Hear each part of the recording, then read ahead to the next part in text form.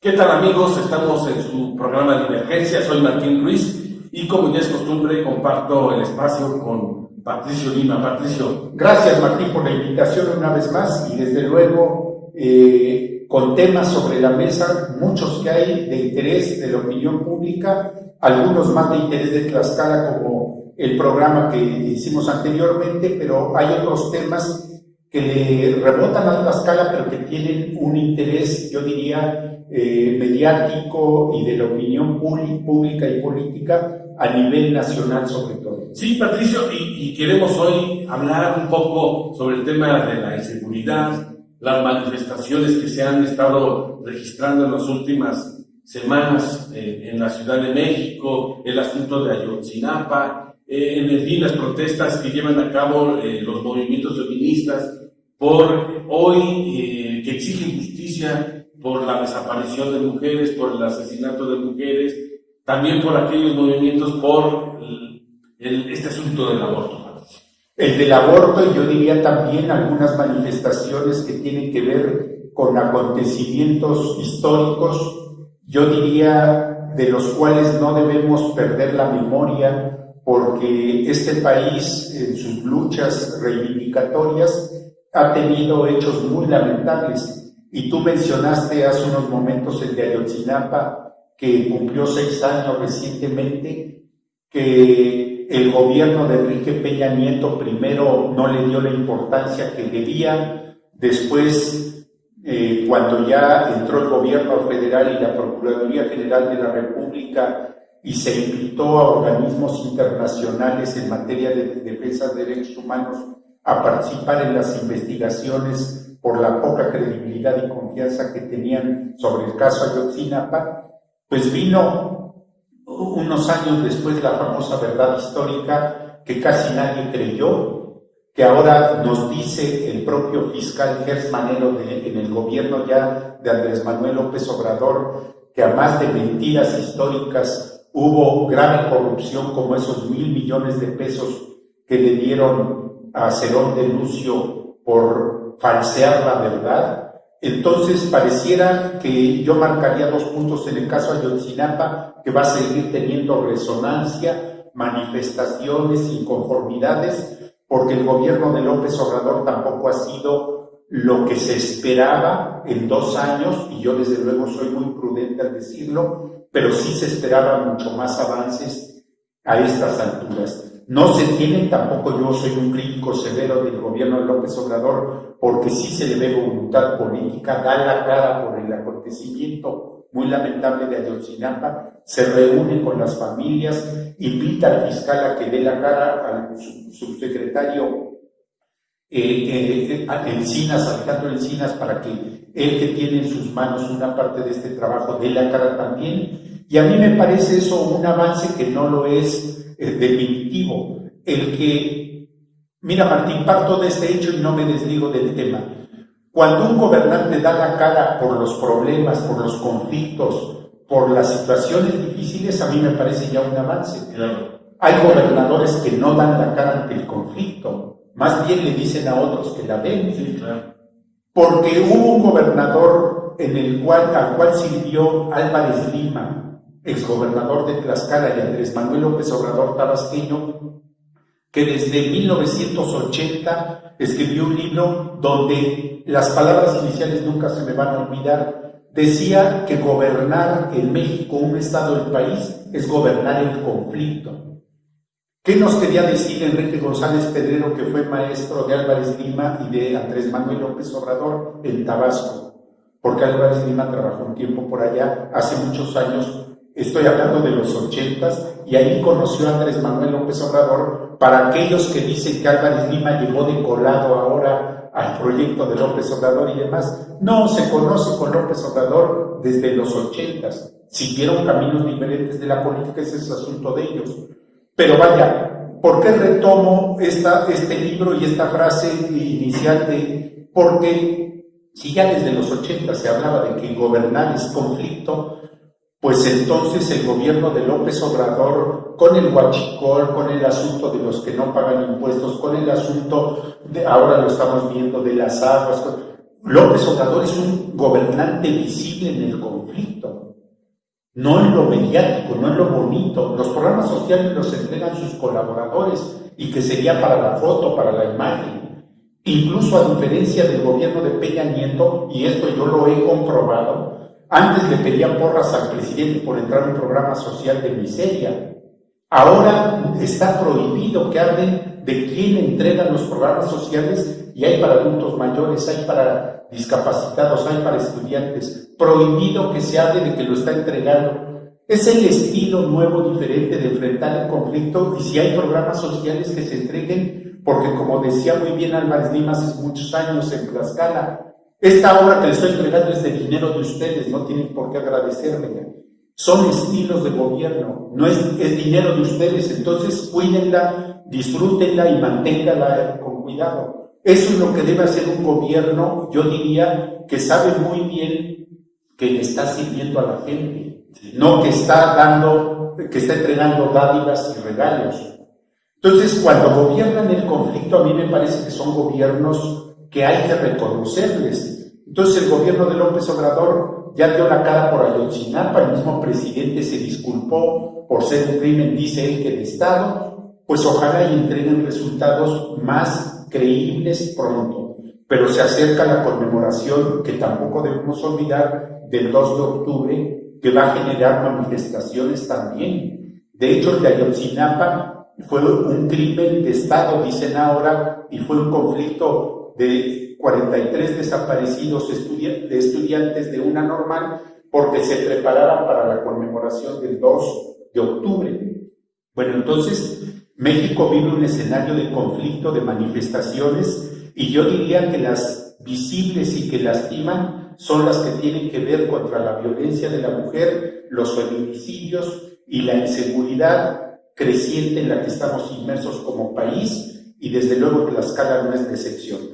Tomaron también la Comisión Estatal de Derechos Humanos, su presidente tuvo balbuceos y lentitud, pero finalmente aquellas manifestaciones de mujeres que las vimos muy visible con una huelga el día 8 o 9 de marzo pasado, antes de la pandemia, pues ahora se están manifestando de manera violenta, lamentablemente, y yo lo dejaría para un comentario más adelante, por asuntos sobre todo de feminicidio, de violencia contra la mujer, y ayer, muy fresca, el hecho en la Ciudad de México por la legalización del aborto, que es un derecho que a la mujer debería favorecerle. Es mi punto de vista inicial. Sí, y además, por ejemplo, en el caso de Ayotzinapa, Patricio, la verdad es que hoy cuando se habla de que hay militares que están involucrados y que ya existen órdenes de aprehensión que de un momento a otro se podrían empezar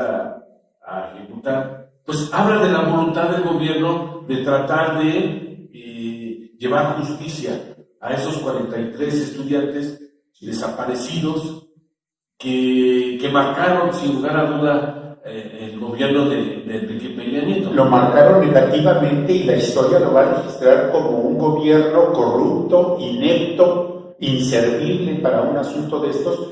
Y vuelvo a lo mismo, Martín, y no es que yo sea porrista o matraquero de López Obrador, jamás, pero sí me gusta reconocer, leer, entender un problema, y cuando se habla de que el buen gobernante es el que da la cara ante el conflicto, perdón que lo diga, Andrés Manuel López Obrador lleva 2 años y ganándose enemistades fuertes, enemigos fuertes, adversarios visibles y otros no visibles, por ser un gobernante que en la idea de un cambio profundo y una cuarta transformación, que a mí me parece que a veces es retórica, pero que en los hechos diariamente está enfrentando el conflicto. Y lo dije al principio y lo subrayo, conflicto inmediatamente contra los huachicoleros, conflicto contra los huachicoleros del agua ahora, y Ana Lilia Rivera lo decía muy bien, el agua querían apropiárselo intereses privados y particulares de este país, y el gobierno de Andrés Manuel López Obrador lo quiere legislar y decir las aguas son para todos, no nada más para algunos. Y también en el asunto, por ejemplo, de enfrentar la evasión fiscal de una manera dura, enfrentar a todos aquellos intereses que estaban ligados a la corrupción y la impunidad. Cuando dicen que no ha hecho nada el gobierno de López Obrador, yo digo, por favor, pues están ciegos, o son ignorantes, o son estúpidos los que dicen eso. Porque Andrés Manuel López Obrador, a diferencia de gobiernos anteriores, da la cara ante el conflicto. Y Martín, me voy un poco hacia atrás, ya dio la cara y pidió disculpas por el asunto de Arteal del gobierno de Ernesto Zedillo. Están buscando la manera de aclarar el asunto de San Fernando en Tamaulipas del gobierno de Calderón, y Andrés Manuel López Obrador ha dado la cara por los familiares de los niños muertos en la guardería ABC de Hermosillo. Ni Calderón ni Margarita Zavala como mujer daban la cara por ese conflicto. Y fue lo que dejó marcado también a Calderón y a su señora, porque estaba ligado al familiar. ¿A qué quiero llegar con este comentario? De que sí tenemos un presidente y un gobierno con sus 2 o 3 colaboradores ligados a estos temas, un fiscal independiente que dan la cara a los conflictos, incluso los que heredaron. Sí. Y además, Patricio, en otras circunstancias, tú vas a coincidir conmigo, difícilmente nos hubiéramos enterado de que para callar o manipular o distorsionar el asunto de Ayotzinapa se hubieran destinado la barbaridad de 1,000 millones de pesos. Para que tenga una idea usted, esos 1,000 millones de pesos son los que anualmente se invierten en Tlaxcala para obra pública. Así es, sí, nada más usted tenga la dimensión de lo que estamos hablando. Y algo que a mí me parece importante, el ejército mexicano que en el discurso Enrique Peña Nieto, Felipe Calderón, Vicente Fox y demás, señalaban como un ejército leal, que lo es y lo ha sido, y esperemos por el bien de México que lo siga siendo. Un ejército profesional y comprometido con las mejores causas. Sí, pero cuando lo involucran en asuntos de seguridad, pues el ejército también a veces tiene sus excesos, y en esos excesos pues incurren ilegalidades. Ahora ya no puede ser visto así porque ya se reformó la Constitución y el papel del ejército es legal. Desde luego, cuando hay excesos es ilegal. Creo que estoy diciendo una obviedad. Entonces, pero se legisló. Se reformó la Constitución y la Guardia Nacional, que está conformada por elementos del ejército, pues ya lo hacen en un marco legal. Pero con con Enrique Peña Nieto y antes con Calderón, que inició la guerra contra el crimen organizado y el narcotráfico, no era legal ese papel. Entonces, el hecho de que Enrique Peña Nieto cuidara que no apareciera nada que relacionara al ejército, uno diría, o era parte de una complicidad que no debía en un caso como este, o era porque también cuidaba que esa lealtad al ejército no se le fuera a salir de control al ser el comandante de las Fuerzas Armadas. Pero entonces lesiona mucho a la sociedad y a la familia mexicana el hecho de que un presidente cubra ilícitos posibles de una institución tan prestigiada y que tanto se cuida en términos de relación institucional. López Obrador incluso está siendo, yo diría, un presidente que se va más allá de lo que es la línea para señalar que sí hay elementos del ejército del 27 Batallón en Iguala que pudo tener actuaciones ilícitas. Eso lo confirmaría el fiscal. Pero si un presidente lo está diciendo es porque está asumiendo el riesgo, y lo que yo mucho aplaudo de López Obrador, y lo seguiré haciendo mientras lo haga, es que enfrenta conflictos no solamente del momento actual que le está tocando gobernar, muy complejo y muy difícil ahora por la pandemia y por la grave inseguridad que no ha podido controlar su gobierno, por razones muy diferentes, pero que también da la cara por conflictos heredados. Y ya mencioné el de Ayotzinapa, puedo mencionar el del ABC de Felipe Calderón, el de San Fernando de Felipe Calderón y el de Ernesto Zedillo de 1997 de Arteal. Fueron crímenes a indígenas, fueron crímenes por niños en el ABC, fueron crímenes por estudiantes en Ayotzinapa.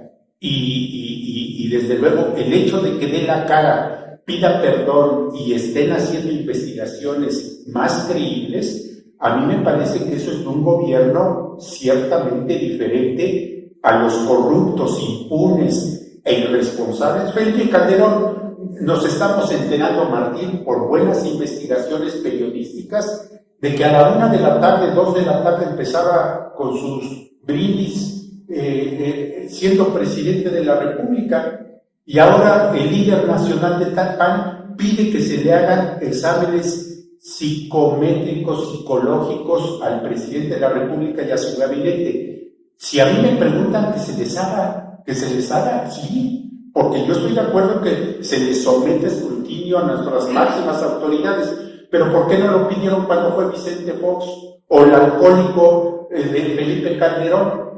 Entonces sí, no se daban cuenta de... Sí, el PAN ha caído en una barbaridad de contradicciones, Patricio. Si uno revisa, digamos, el gasto histórico de las últimas administraciones, por ejemplo, Vicente Fox destinaba, si no mal recuerdo, el 62% de los recursos del Estado mexicano a mantener una burocracia dorada. Sí, pues Felipe Calderón hizo lo mismo. Y con Pemex y los recursos abundantes. Con Pemex igual. Hoy que se destinan más recursos, se adelgaza el aparato gubernamental, lo ven mal. Dices, bueno, entonces, ¿qué quieren? La verdad es que yo a veces creo que debemos de dejar y esperar un poco que pase el tiempo y que se vean los resultados. Porque, por ejemplo, Patricio, esta manifestación de los de Frena, que van y toman las obras, son ridículos y fanáticos y mezclan lamentablemente la religión con las imágenes y hacen un uso de la religión faccioso. Sí. Ahora, ¿que tienen derecho a manifestarse? Está bien. ¿Que tienen derecho a criticar a López Obrador? Está bien. Pero, digo, lleva 2 años y lo critican y dicen que renuncie, que esto, que lo otro. Dice uno, ¿por qué no asumieron esas actitudes con presidentes como Enrique Peña Nieto, como Felipe Calderón, como Vicente Fox? Pues si había injusticias contra las mujeres también como las hay ahora. Claro. Había feminicidios como las hay ahora. Había crímenes de estados, había desaparecidos, había problemas graves y no se manifestaron. Martín, es la reacción, yo diría, si lo vemos desde los intelectuales que se sentían intocables porque les llegaban dineros arrantales por lo que publicaban y por lo que les distribuían, y llegan a cerrarles la llave prácticamente y hablan de que se les está coartando la libertad de expresión. Que yo sepa, el presidente no le han pedido a ningún periódico, a ningún medio que callen o quiten a alguien, como lo hizo Felipe Calderón con Carmen Aristegui, comprobado, y con algunos periodistas más que por ahí están ya levantando la voz. No decían nada. ¿Por qué? Pues porque tenían preventas, tenían beneficios, tenían muchas cosas. Los empresarios que ahorita están protestando a través de Frena y el grupo FEMSA y bla, bla, bla, pues ¿quiénes son? Los que ya le están exigiendo que paguen impuestos y en cantidades de miles de millones de pesos que antes no pagaban, evadían, o que según esto se los condonaban. Bueno, pues eran los presidentes Peña Nieto y Calderón que condonaban impuestos. ¿Y con base en qué? Uno se pregunta. Entonces ahora, y lo dijo muy bien el expresidente de Brasil, Lula da Silva, que hasta la cárcel fue a dar por ser un presidente que sacó del hambre a millones de brasileños. Si algo les molesta a las oligarquías latinoamericanas, y la mexicana no es excepción, Martín, es que les pongas un plato de comida o 2 platos de comida a los pobres en su mesa diaria. Eso les molesta, les encabrita, Hay un impulsor del proyecto López Obrador de barba blanca ya, no recuerdo ahorita su nombre, del que hacía documentales en el canal 6 de Julio, que habla de una palabra, utiliza una palabra en sus mensajes, que están encabronadísimos, dice él. Pues sí que están enojados, porque ahora es Epigmenio Ibarra, exactamente, gracias por Epigmenio Ibarra, cuyo nombre y apellido se me escapa de mi memoria. Epigmenio Barra utiliza esa palabra con mucha certeza, yo diría.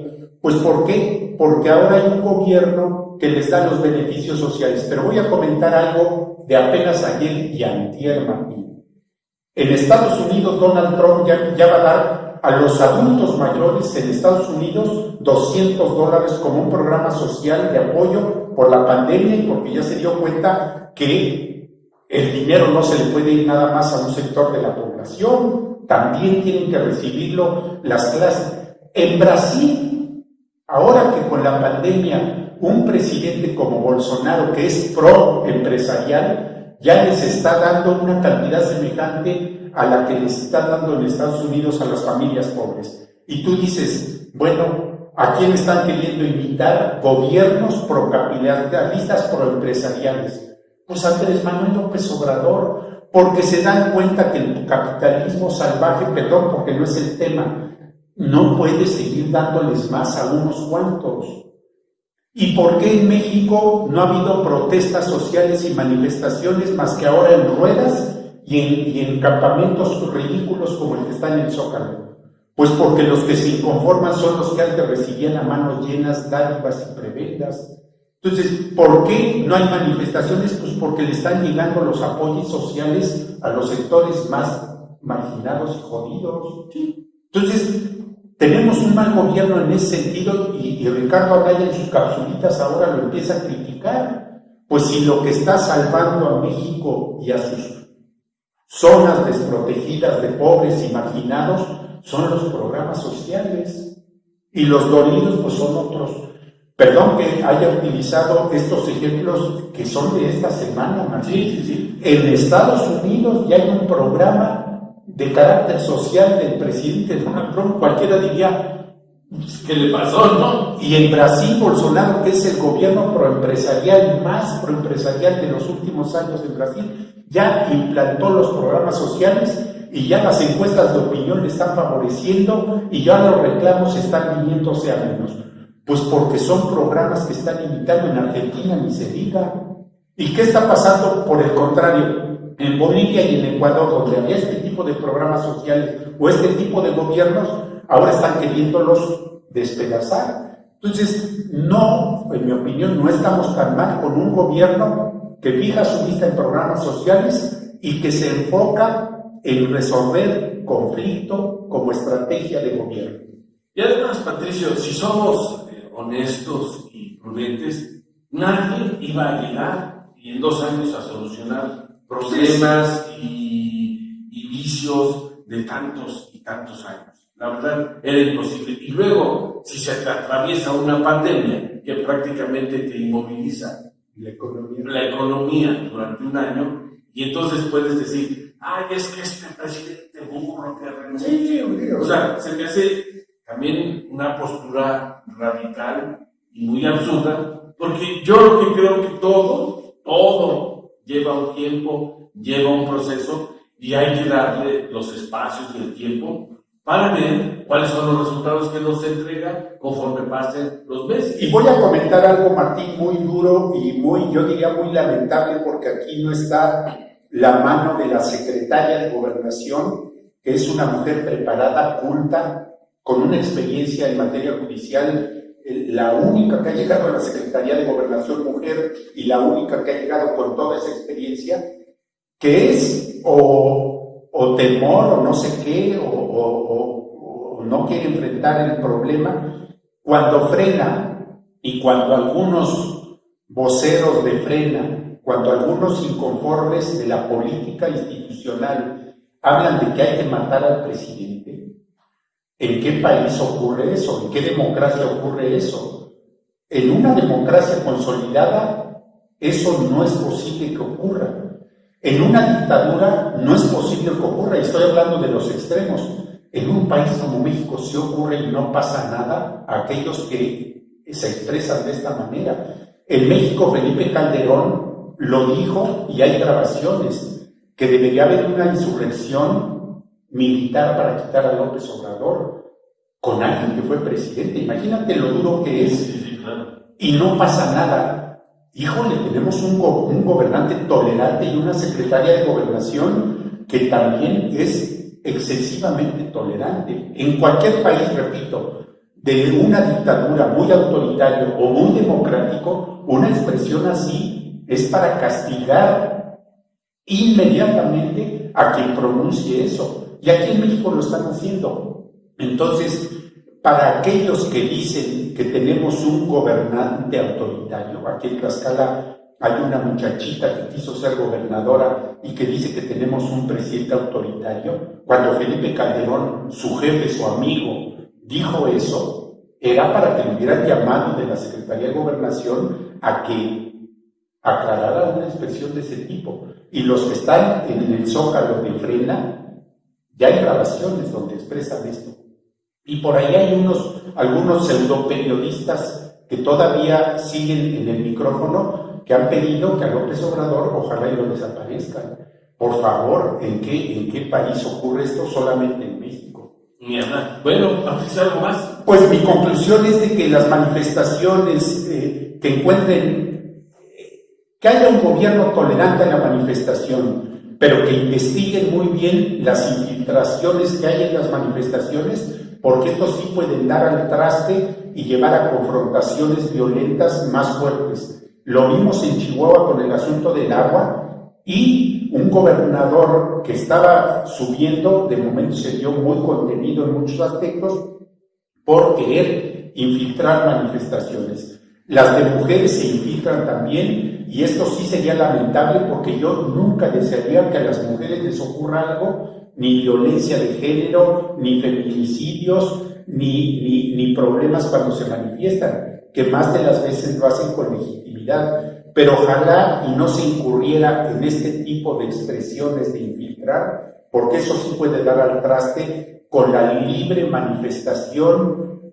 pacífica que debe prevalecer en México, porque inconforme siempre habrá. Sí, yo creo que ese es un asunto que debemos de abogar todos, ¿sí? Que tengamos la posibilidad de manifestarnos, de expresarnos libremente sin recurrir a la violencia. Créanme que la violencia es un pésimo camino para todo. Así es, Martín, coincido con esa conclusión. Bueno, amigos, este es su programa de Divergencia. Nos despedimos, Patricio. Gracias por la invitación, Martín, y gracias a nuestro público, nuestro auditorio. Yo soy Martín Ruiz y nos vemos en su próximo programa de Divergencia. Gracias.